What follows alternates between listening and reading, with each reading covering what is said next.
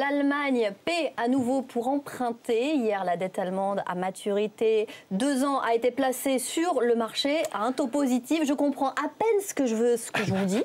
Donc, il va falloir m'expliquer. Alors, un taux positif, ça veut dire qu'il y a un plus devant et pas un moins. En fait, ça semble être une anecdote ce que je vous raconte là, mais ça n'en est pas une. Hier, effectivement, l'Allemagne a placé de la dette à maturité 2 ans à plus 0,01%. Avant, c'était moins quelque chose. Avant, c'était à taux négatif. Avant, l'Allemagne se faisait payer pour emprunter. Et il y a aussi eu un mouvement de hausse du taux d'emprunt de la France. Le taux de référence à 10 ans, par exemple, est monté à 2,07%, sachant que lundi, il était à 1,99%. Les taux d'emprunt des pays du Nord sont en train de remonter. Voilà. Mais si les taux montent, on va emprunter plus cher, donc ça n'est pas bon pour nous. Alors c'est vrai que la remontée des taux, c'est pas très agréable pour l'Allemagne, pas très agréable pour la France, mais la remontée des taux, c'est un retour à la normale.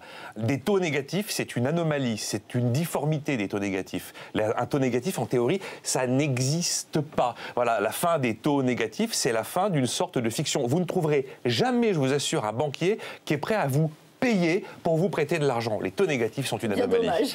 C'est bien dommage. Mais alors pourquoi ces taux d'emprunt remontent? Eh bien pour de bonnes raisons. Voilà pourquoi finalement c'est une bonne nouvelle. Parce qu'il y a eu un accord aux États-Unis qui évite que le pays sombre inexorablement en récession. Parce qu'on a trouvé pour l'instant une piste de sortie pour les mois qui viennent pour la Grèce, parce que pour l'instant, le risque immédiat de faillite des banques d'Espagne est quand même écarté, et parce qu'on sait que les banques centrales dans le monde entier sont toutes en embuscade, prêtes à intervenir sans limite. En fait, les taux des pays du Nord remontent parce que les taux des pays du Sud baissent. Et ça, c'est un retour à la normale. C'est une espèce de vase communicant qui est plutôt vertueux. Et du coup, Nicolas, les optimistes de nature dont vous faites partie, qui disent que le pire est passé, ont-ils raison? Il y a François Hollande aussi dans le lot. Alors oui, ils ont raison, parce qu'effectivement, le risque systémique, la peur d'une explosion de la zone euro est sorti des esprits, sorti des écrans radars, mais en même temps, ne nous leurrons pas, tous les vieux pays riches de la planète sont toujours confrontés à un terrible mur de la dette. Est-ce que le gouvernement doit s'inquiéter de voir remonter ce taux? Pas du tout pour le moment, on est à 2,07%. C'est encore un taux hyper bas, 2,07%. Pendant la belle décennie 2000 de l'euro, on empruntait plutôt aux alentours de 4%. Donc il y a encore de la marge. En même temps, l'agence France Trésor, qui place la dette de la France,